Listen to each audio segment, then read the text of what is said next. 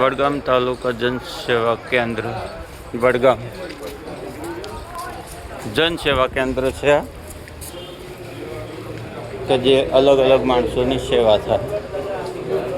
જનસેવા કેન્દ્ર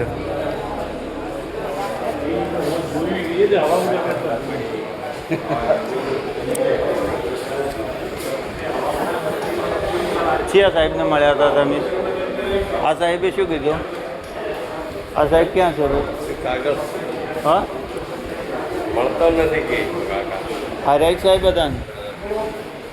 સાહેબ આ કાગળ નથી મળતા, એના માટે હવે તમારું કોઈ કહેવાનું થશે? સાહેબ ભાઈ મોદે બેઠા છે મળી હા, ભાઈ મોદે સાહેબ બેઠા કમિંગ સર, આવી શકું સાહેબ?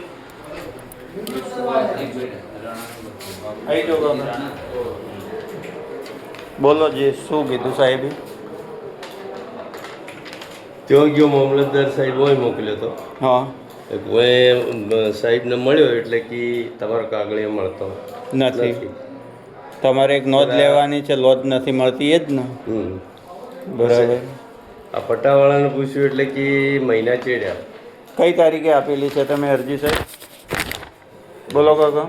31/12/2025 આપેલી છે. જે અરજી પણ તમે જોઈ શકો છો.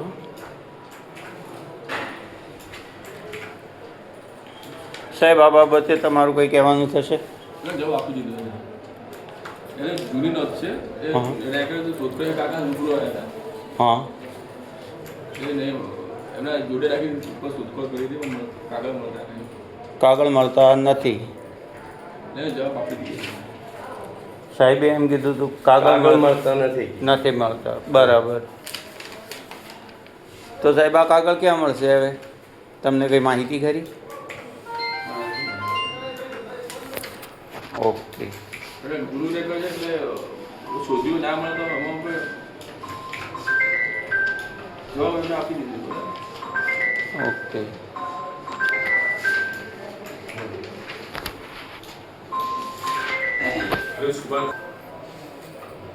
હું અખંડ ભારત પ્રેસ રિપોર્ટર દેવાભાઈ પટેલ વડગામ તાલુકાના જનસેવા કેન્દ્રમાં નાયબ મામલતદાર સાહેબને મળીને આ વાત કરી તો મામલતદાર સાહેબે આવો જવાબ આપેલો.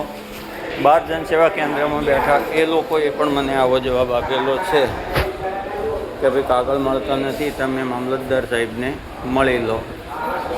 એ સિવાય અમે મેન મામલતદાર સાહેબને પણ મળેલા, એમને કોઈ જવાબ આપેલો નથી. આ અભણ માણસ કાકા, એમને કશી ખબર પડતી નથી, ભણેલા નથી અને અરજી આપ્યાને 2-2.5 મહિના થઈ ગયા, ખાલી એક નોંધ મળતી નથી.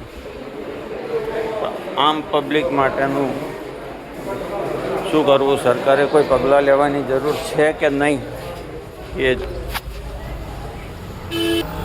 હું અખંડ ભારત ન્યૂઝ રિપોર્ટર દેવાભાઈ પટેલ વડગામ તાલુકાથી જનસેવા કેન્દ્રમાં આવેલો. જનસેવા કેન્દ્ર વડગામ